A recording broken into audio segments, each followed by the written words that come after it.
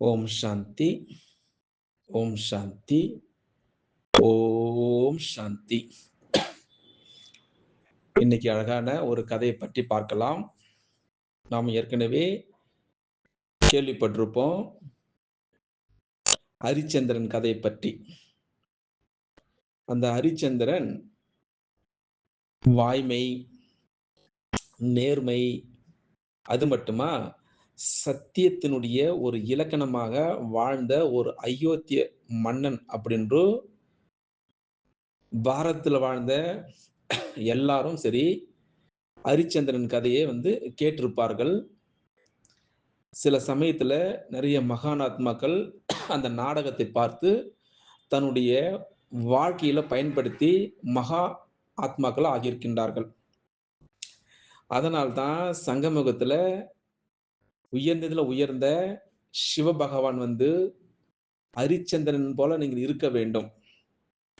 இந்த சங்கமுகத்துல இந்த கதையை மேற்கோள் காட்டி பிராமண குழந்தைகளுக்கு அந்த சத்தியம் அப்படி என்றால் என்ன, அந்த வாய்மை அப்படி என்றால் என்ன அப்படின்று புரிய வைப்பதுண்டு.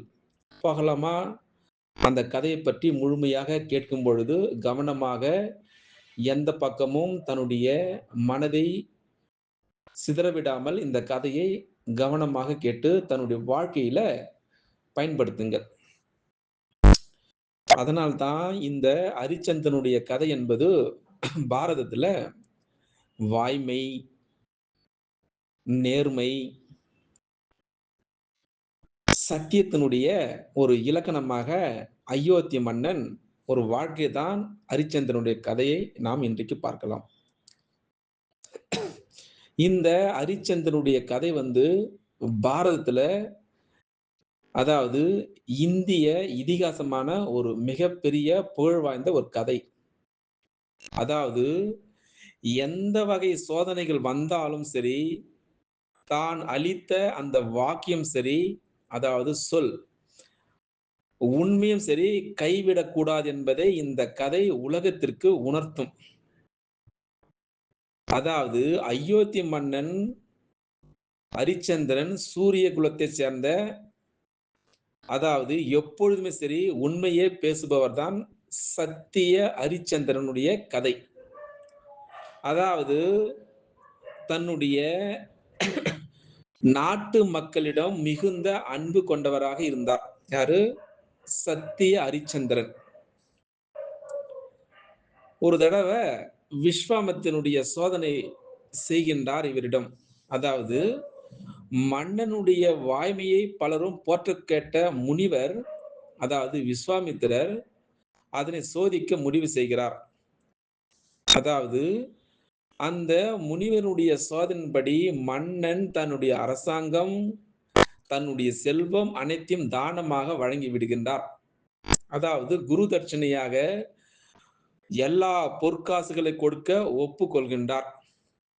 அதாவது கடுமையான துன்பங்கள் அந்த பொற்காசுகளை தர இயலாமல் தன்னுடைய மனைவி சந்திரமதி தன்னுடைய மகன் லோகிதாசனுடன் நாட்டை விட்டு வெளியேறுகிறார். அப்போ அந்த விஸ்வாமித்திரர் ஒவ்வொரு கட்டத்திலும் பல இன்னல்களை சத்திய ஹரிச்சந்திரனுக்கு தந்து சோதிக்கின்றார்.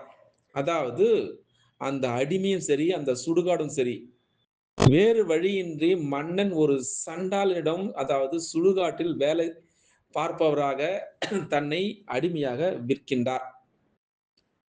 அப்போ சந்திரமதி ஒரு அந்தனுடைய, அதாவது பிராமணனுடைய வீட்டில் வேலைக்காரியாக இருக்கின்றார். அப்போ சந்திரமதியிடம் வேலை பார்க்கும் இடத்தில் அவருடைய மகன் பாம்பு கடித்து இறந்து விடுகின்றார். அப்போ சுடுகாட்டில் வேலை செய்யும் ஹரிச்சந்திரனிடம் தன் மகனுடைய உடலை எரிக்க சந்திரமதி வருகிறார். அந்த சுடுகாட்டு வரி, அதாவது கட்டணம் கொடுத்தால் தான் எரிக்க முடியும் அப்படி என்று ஹரிச்சந்திரன் தன்னுடைய மனைவி என்று பாராமல் கடமையில் உறுதியாக நிற்கின்றார். கடைசியாக மனைவியும் சரி கணவனும் சரி தங்கள் சத்தியத்திற்காக பட்ட துன்பங்களை கண்டு மனமிருங்கிய தேவர்களும் சரி, அது மட்டுமா சிவபெருமானும் சரி, விஸ்வாமித்திரன் நேரில் தோன்றி அந்த முனிவருடைய சோதனை முடிவடைந்ததாக அறிவிக்கின்றார்கள் அந்த இடத்தில். அப்போ இறந்த மகன் மீண்டும் உயிர் பெறுகிறார். அப்போ சத்திய ஹரிச்சந்திரன் இழந்த நாட்டை மீண்டும் அடைந்து நீதியுடன் அரசாட்சி செய்கிறார்கள். அதாவது எத்தனை பெரிய சோதனைகள் வந்தாலும், எத்தனை பெரிய அந்த டெஸ்ட் பேப்பர் வந்தாலும் நேர்மையும், உண்மையும் கைவிடக்கூடாது அப்படின்னு இந்த கதை சொல்கின்றது. அதனால் தான் இந்த கதையை அதாவது சத்திய ஹரிச்சந்திரனுடைய கதையை, அந்த வாழ்க்கையை தான் மகாத்மா காந்தியடிகள் வாழ்க்கையில பெரும் மாற்றத்தை ஏற்படுத்தி, மக்களுக்கு ராமராஜ்யம் வேண்டும் அப்படின்று தன்னுடைய வாழ்க்கையில சொல்லி சென்றுகின்றார். இதுபோல சத்ய ஹரிச்சந்திரன் சரி, தன்னுடைய வாக்கு அளித்திருந்தார். அதாவது ஹரிச்சந்திரன் செல்லக்கூடிய போது அவருடைய மனைவி சந்திரமதி, மகன் லோகிதாசன், அமைச்சன் சத்தியகீர்த்தி எல்லோரும் சரி உடன் செல்கின்றார்கள். எங்க பொருள் தேட செல்கின்றார்கள். அப்போ சுக்கிரனுக்கு தர வேண்டிய அந்த கடனை தீர்ப்பதற்காக மனைவி கூறியபடி மனைவியும் சரி, மகனும் சரி விலை பேச அந்தணன் ஒருவன் இருவரையும் விலைக்கு வாங்கிக் கொள்ள அந்த முனிவன் கடன் தீர்கிறது. அப்போ சுக்கிரன் இதுவரையில் தான் அலைந்ததற்கு கூலி கேட்கின்றார். அப்போ அமைச்சனும் சரி தன்னையும் காசியில் பிணம் சுடும் அந்த வீரவாகு என்பவரிடம் விற்று முனிவனுக்கு கூலியும் கொடுக்கின்றார்கள். அப்போ ஹரிச்சந்திரனும் சரி, அவன் அமைச்சனும் சரி காசில் உள்ள சுடுகாட்டில் பிணம் சுடக்கூடிய அந்த புலையனுக்கு அடிமை தொழில் செய்கின்றார். பாருங்கள் எவ்வளோ ஆரம்பமாக இருந்தது இந்த கதை. பிறகு ஹரிச்சந்திரன் சரி, அவனுடைய அமைச்சனுடைய காசியிலும் சரி, அந்த அடிமை தொழில் செய்து கொண்டு வருகின்றார்கள். அதாவது பிணம் சுடுவதற்கு கூலியாக தரக்கூடிய அந்த கால் பணமும் சரி, அந்த முழு துண்டும் சரி, அந்த புலையனுக்கு வாய்க்கரிசி கூலி ஹரிச்சந்திரனுக்கும் அமைச்சனுக்கும் இப்படி ஒரு ஒப்பந்தம் செய்து கொண்டு குற்றவியல் செய்கின்றார்கள். வாய்க்கரிசி புனிதம் பெறுவதற்காக அமைச்சன் சத்தியகீர்த்தி அதனை சுரபிக்கு அதாவது பசுவுக்கு தருவான். அப்போ அதன் கோமயத்துடன் விழும் அரிசியை மட்டும் எடுத்து சமைப்பான். இது போல இருவரும் உண்பார்கள். அப்போ ஹரிச்சந்திரனுடைய மகன் லோகிதாசனை பாம்பு கடித்து இறந்து போகின்றார். அப்போ சந்திரமதி அழுது புலம்பிக் கொண்டே மகனை சுடுகாடுவதற்காக சுடுகாட்டுக்கு கொண்டு வருகிறார். அப்போ ஹரிச்சந்திரன் பிணத்தை சுடுவதற்கு கூலி கேட்கின்றான். அப்போ சந்திரமதி சொல்கின்றார் தன்னிடம் இல்லை அப்படி என்று சொல்கின்றார். அப்போ கழுத்து இருக்கக்கூடிய தாலி கொடு அப்படின்னு கேட்கிறார் ஹரிச்சந்திரன். அப்போ தாலியை கண்டவன் தன் கனவினை என உணர்ந்த சந்திரமதி உண்மையை சொல்கின்றார். இறந்தது தன் மகனே அப்படி என உணர்ந்த பிறகும் சரி, அந்த வீரவாகுக்கு சேர வேண்டிய கால் பணமும் அந்த முழு துண்டும் அதாவது எஜமான் பார்ப்பனிடம் வாங்கி தரும்படி மனைவியை அனுப்புகிறார். அப்போ சந்திரமதி அந்த அந்தனிடம் வருகிறார். அப்போ வழியில குழந்தை ஒன்றின் பிணம் கிடைக்கிறது. அதாவது அது கல்வரால் கொலை செய்யப்பட்ட அந்த காசி அரசனுடைய குழந்தையாக இருக்கிறது. அப்போ சந்திரமதி தன் குழந்தையை பேய்கள் கொண்டு வந்து போட்டனவோ அப்படின்னு இருளில் குழந்தையை பார்க்கும் பொழுது காவலாளிகள் குழந்தையை கொன்றவள் இவளே அப்படின்ற எண்ணி குழந்தையுடன் அரசன் முன் நிறுத்துகின்றார்கள். அரசனுடைய குழந்தை இவர்தான் கொண்டார் அப்படின்று. அப்போ அரசன் இவள் கொண்டிருக்க மாட்டாள் அப்படின்று அரசன் எண்ணுகின்றான். இருந்தாலும் அவளுக்கு கொலை தண்டனை விதிக்கின்றார்கள். காவலாளிகள் வீரவாகுவிடம் அவளை அழைத்து வருகின்றார்கள். அவளை கொலை செய்யும்படி வீரவாகு ஹரிச்சந்திரனை ஏவுகிறான். அப்பொழுது விஸ்வாமித்திரர் வந்து இப்பொழுதாவது நீ எனக்கு கொடுத்த நாட்டை கொடுக்கவில்லை என்று சொல்லிவிடு என்று ஹரிச்சந்திரனுக்கும் சரி சந்திரமதிக்கும் கேட்கும்படி கூறுகிறார். அதாவது பொய் சொல்கின்றார். அப்போ கடமையை செய்யும்படி மனைவியை கணவனை தூண்டுகிறார். அப்போ இந்திரன் வந்து அந்த வசிஷ்டரன் தேவரை சூழ்ந்து அங்கு வந்து பார்த்து கொண்டு நிற்கின்றார்கள். அப்பொழுது அரிச்சந்திரன் தன் மனைவி சந்திரமதியை குனிய வைத்து கழுத்தில் வெட்டுகிறான். அந்த வெட்டு அவள் கழுத்தில் மாலையாக விழுகிறது. அந்த நெறியினுடைய அன்னை என்றதனை விடாநிறை இவ்வழகு உளதேல் இறுதிய இன்மை பெருக.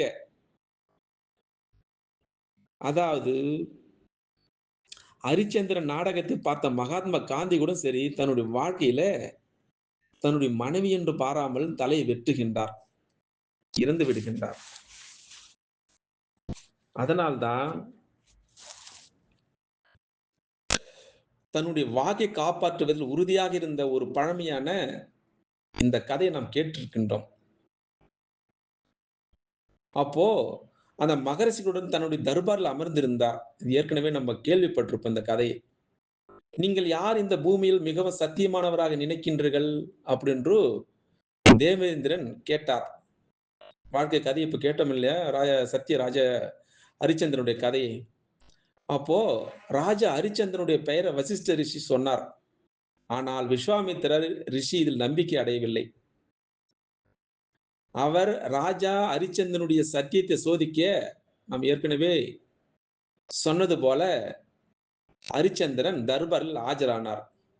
அப்போ ஹரிச்சந்திரன் தன்னுடைய ராஜ்யம் சரி, தன்னுடைய மாளிகைகள் அனைத்தையும் இழக்கும்படியான வாக்குறுதியை பெற்றுக்கொண்டு இறுதியில் ராஜாவிடத்தில் எதுவும் இல்லாத பொழுது வெகு காலத்திற்கு முன்பு தான் செய்த யாகத்திற்கு தட்சணை கொடுக்குமாறு விஸ்வாமித்திரர் கேட்டார். அதனை கொடுப்பதற்கு சக்தி இல்லாத காரணத்தினால் வாக்கு கட்டுப்பட்டு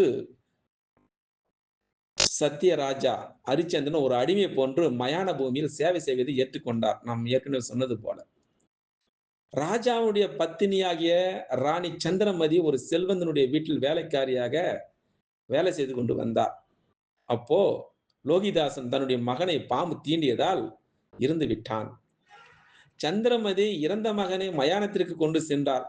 ஆனால் சத்ய ஹரிச்சந்திரன் இறுதி சடங்கை செய்யவில்லை. ஏனென்றால் அவளால் இறுதி சடங்கிற்காக பணம் கொடுக்க இயலவில்லை. அந்த நேரத்தில் தான் அங்கு விஸ்வாமித்திரர் தோன்றி ஹரிச்சந்திரனுடைய சத்தியத்தை ஏற்றுக்கொண்டு அவனுடைய மகனை உயிர் பெற செய்தார். அவரது ராஜ்யத்தின் திரும்ப பெற செய்து விட்டார். இந்த உலகில் சத்திய ஹரிச்சந்திரன் என்ற பெயரில் பிரபலமாவாய் அப்படின்னு விஸ்வாமித்திரர் ஆசீர்வாதம் கொடுத்து விட்டு சென்றார். அதனால் தான் சிவபாபா சங்கமுகத்துல சொல்லுவதுண்டு, ஒரு முறை தீயவைகளிலிருந்து தூர விலகி இருப்பதற்கான உறுதி எடுத்துக் கொண்ட பிறகு அதனை மீண்டும் திரும்ப பெறக்கூடாது.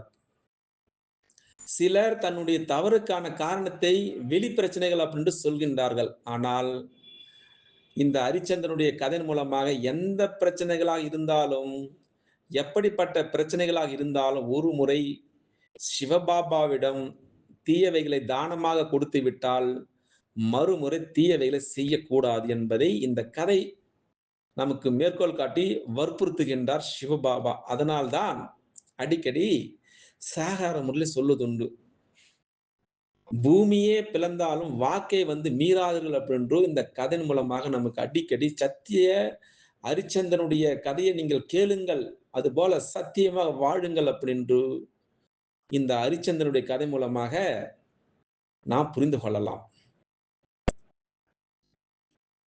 ஓம் சாந்தி, ஓம் சாந்தி, ஓம் சாந்தி,